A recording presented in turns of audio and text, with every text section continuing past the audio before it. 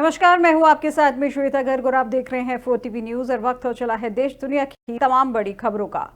पहली खबर दिल्ली से है, जहां दिल्ली से जुड़ी इस वक्त की बड़ी खबर आपको बताई जा रही है, जहां पर शपथ ग्रहण समारोह के बाद एक्शन मोड में आई है दिल्ली की सीएम रेखा गुप्ता।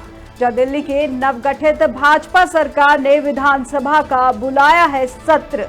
सूत्रों के अनुसार से खबर सामने आ रही है, जो 24 से 27 फरवरी तक चलेगा दिल्ली का विधानसभा का पहला सत्र, जहां सत्र में कैग की रिपोर्ट को किया जा सकता है पेश। वहीं आप सरकार में आई सीएजी की 14 रिपोर्टों को भी किया जाएगा पेश।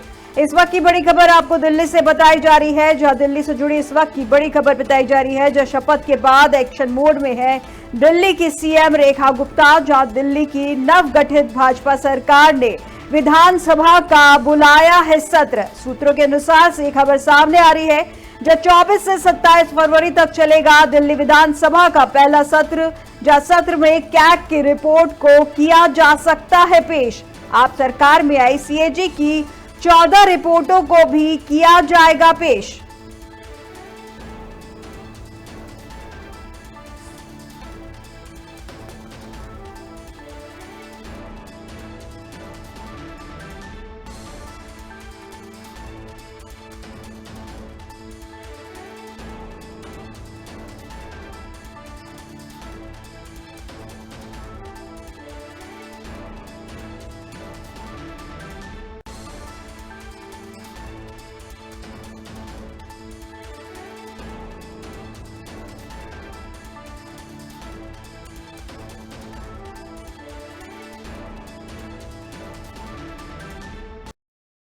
अब दिल्ली से एक और बड़ी खबर सामने आ रही है, जहां नवगठित भाजपा सरकार ने उठाया है बड़ा कदम।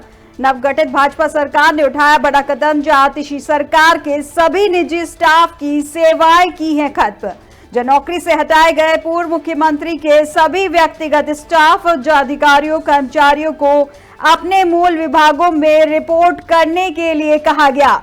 वहीं दिल्ली सरकार सेवा विभाग ने एक आदेश जारी कर दी इसकी सूचना। इस वक्त की बड़ी खबर दिल्ली से है, जहां नवगठित भाजपा सरकार ने उठाया है एक बड़ा कदम, जहां आतिशी सरकार के सभी निजी स्टाफ की सेवाएं की गई हैं खत्म। वहीं नौकरी से हटाए गए पूर्व मुख्यमंत्री के सभी व्यक्तिगत स्टाफ, जहां पर अधिकारियों कर्मचारियों को अपने मूल विभागों में रिपोर्ट करने के लिए कहा गया। दिल्ली सरकार सेवा विभाग ने एक आदेश जारी कर दी है इसकी सूचना।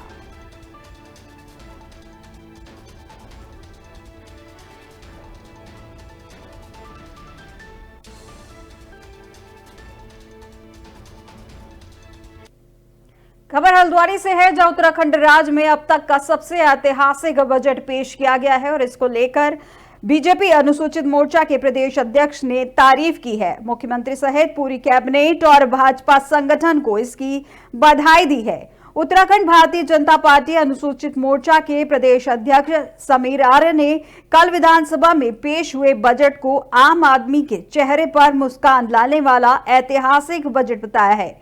उन्होंने इसे नौकरी पेशा, मध्यम वर्ग, किसानों, पर्यटन और सूक्ष्म लघु एवं मध्यम उद्योगों के साथ साथ हर व्यक्ति के लिए लाभकारी बताया है। उन्होंने कहा कि इस बजट से उत्तराखंड को व्यापक लाभ मिलेगा और राज्य के विकास को नई दिशा मिलेगी। उत्तराखंड सरकार ने वित्तीय वर्ष 2025-26 के लिए 1,01,175.33 करोड़ का बजट पेश किया है। वहीं राज्य के इतिहास में पहली बार धामी सरकार ने 1 लाख करोड़ रुपए से अधिक का बजट पेश किया है। बजट में जमरानी बांध के लिए 500 करोड़ की व्यवस्था की गई है।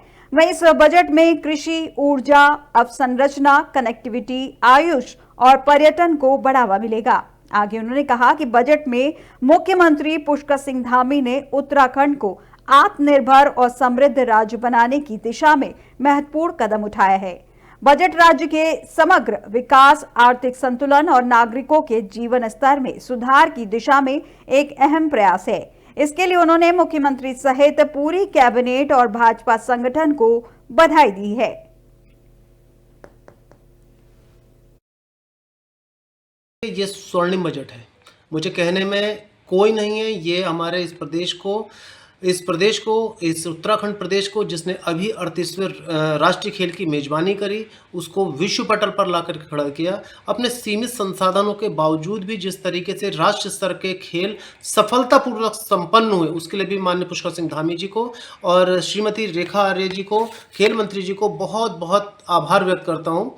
और रही बात इस बजट को लेकर के, इस बजट के माध्यम से बताना चाहूँगा, ये बजट 1,01,1,175 करोड़ का जो स्वर्णिम बजट है, ये राज्य जयंती वर्ष का बजट है, ये सप्तऋषि बजट है, ये स्वर्णिम बजट है। मुझे कहने में कोई नहीं है। ये खबर देहरादून से है, जहां पर कांग्रेस के विधायक विधानसभा में कंबल ओढ़कर पहुंचे हैं, जहां उन्होंने कंबल ओढ़कर विरोध प्रदर्शन करते हुए कहा है कि उत्तराखंड की ग्रीष्मकालीन राजधानी गैरसैंण में बजट सत्र ने कराए जाने को लेकर कांग्रेस के विधायकों ने सरकार पर तीखा बयान दिया है। विधानसभा सत्र के चौथे दिन उपनेता प्रतिपक्ष भुवन कापड़ी के नेतृत्व में कांग्रेस के कई विधायक कंबल ओढ़कर विधानसभा में पहुंचे और कहा कि सरकार को गैरसैंण में ठंड लग रही है, इसलिए गैरसैंण के भराड़ीसैंण विधानसभा में बजट सत्र आहूत नहीं किया गया। आगे उन्होंने कहा कि सरकार बहाना बनाकर वहां पर विधानसभा का सत्र आयोजित नहीं करना चाहती। उपनेता प्रतिपक्ष भुवन कापड़ी ने तीखी बयानबाजी करते हुए कहा कि पहाड़ की जवानी और पहाड़ का पानी पहाड़ के काम नहीं आ रहा। आपको बता दें कि उत्तराखंड विधानसभा में पूर्व में यह संकल्प लिया गया था कि बजट सत्र को गैरसैंण के भराड़ीसैंण विधानसभा में आयोजित किया जाएगा, लेकिन सत्र आयोजित न करने पर कांग्रेस की ओर से सरकार पर इसी तरह के तंज कसा जा रहा है। लग रही लिखी होगी भैया, हम तो चाहते हैं कि पहाड़ का पानी और पहाड़ नहीं, किसी ने नहीं लिखी। पहाड़ का पानी और पहाड़ का जवानी पहाड़ के काम नहीं आ रही है, और पहाड़ की राजधानी वो भी पहाड़ के काम नहीं आ रही है। और ये इससे साफ साफ भारतीय जनता पार्टी की पहाड़ विरोधी सोच दिखाई देती है। गैरसैंण का अपमान हम नहीं सहेंगे। गैरसैंण के लिए बजट में भी शून्य मात्र 10-15 करोड़ रुपए रख दिया है। सिर्फ बातों की सरकार है, धरातल पर कुछ नहीं है। लग रही लिखी होगी भैया, हम तो चाहते हैं कि पहाड़ का पानी और पहाड़ नहीं, किसी अब खबर विकासनगर से है, जहां परिवहन विभाग द्वारा एक अभियान चलाया गया है, जिसमें ओवरलोड वाहनों की चेकिंग की गई और कई वाहनों को सीज किया गया है। परिवहन विभाग के द्वारा लगातार क्षेत्र में चेकिंग अभियान चलाया जा रहा है। वहीं आज भी परिवहन विभाग के द्वारा चेकिंग अभियान चलाया गया, जिसमें बिना हेलमेट, ओवरलोड वाहन आदि वाहनों की चेकिंग की गई और उनके कागजात भी चेक किए गए। वहीं आपको बता दें कि 2 व्हीलर वाहन पर बिना हेलमेट लगाए चल रहे वाहन चालकों पर चालान की कार्रवाई की गई, तो ओवरलोड वाहनों पर भी चालान की कार्रवाई ARTO प्रवर्तन दल के द्वारा की गई है।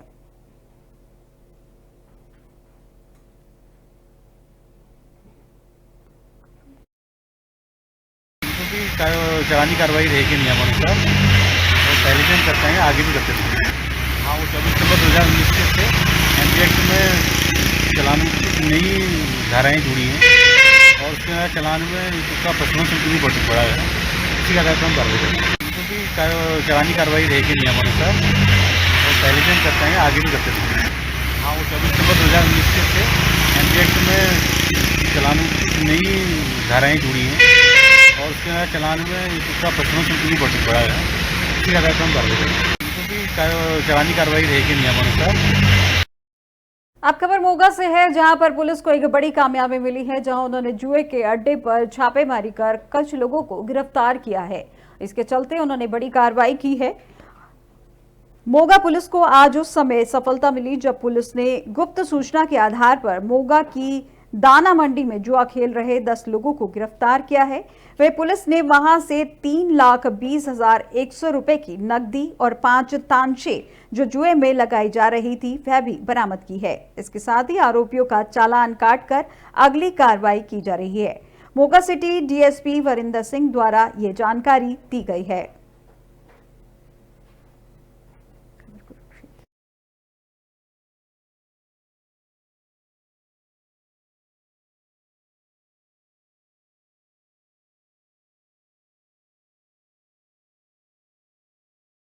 अब खबर कुरुक्षेत्र से है, जहां बेसुध हालत में 2 युवक पड़े मिले हैं और उनके पास से बिना नंबर प्लेट की एक बाइक भी बरामद हुई है।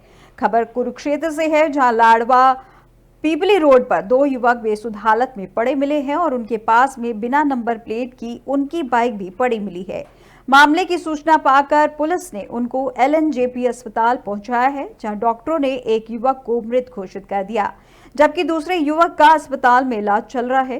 वहीं सूचना मिलने पर अस्पताल आए मथाना गांव के रमेश चंद ने मृतक की पहचान विशाल के रूप में की है, जिसकी उम्र 25 साल बताई जा रही है। बताया जा रहा है कि मृतक 19 फरवरी को पूरी रात घर नहीं आया था। सुबह को उनको बोहली वजीदपुर मोड़ के निकट दो युवकों के बेसुध पड़े होने की सूचना मिली थी। वह सूचना मिलने पर घटनास्थल पर गए, मगर वहां सिर्फ बगैर नंबर की बाइक पड़ी हुई थी।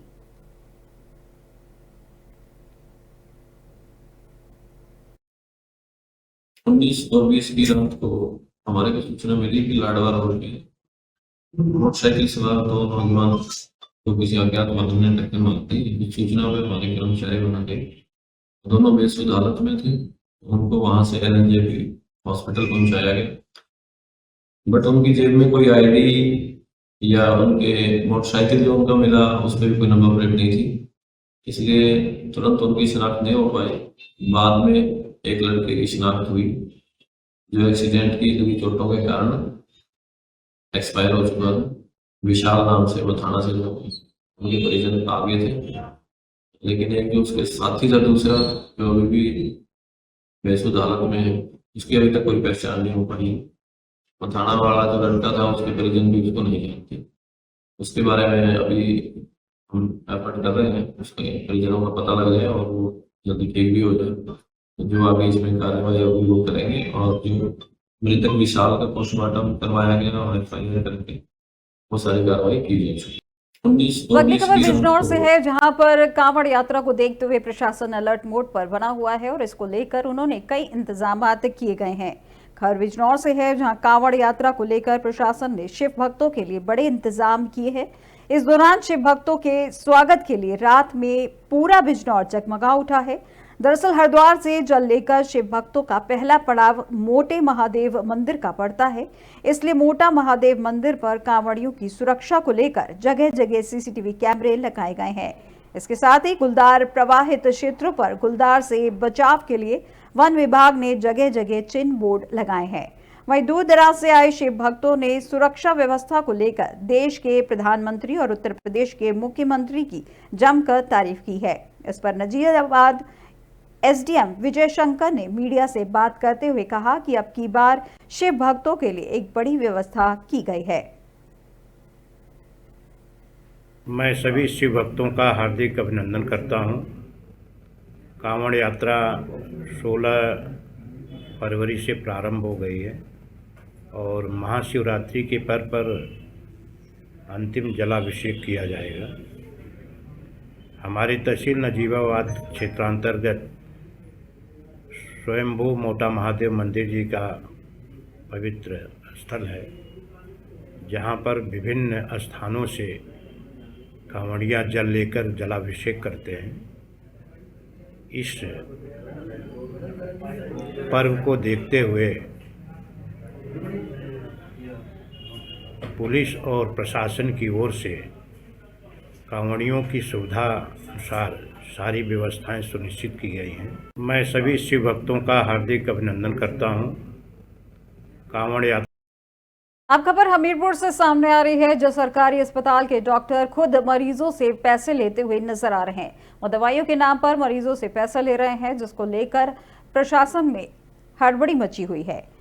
खबर हमीरपुर से है, जहां सरकारी अस्पताल के डॉक्टर खुद दवाइयां बेच रहे हैं, जो डॉक्टर मरीज को देखने के बाद उनसे दवाइयों के पैसे ले रहा है, जिसका वीडियो भी सोशल मीडिया पर वायरल हो रहा है। इसके साथ ही डॉक्टर साहब मरीज के पास दवा के पैसे कम होने पर पैसे उधार कर देते हैं।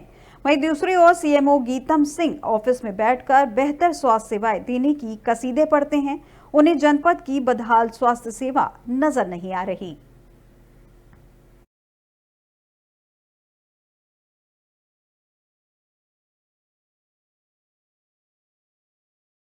दुनिया की तमाम बड़ी खबरों में फिलहाल बस इतना ही। और अधिक जानकारी के लिए देखते रहिए 4TV न्यूज। नमस्कार।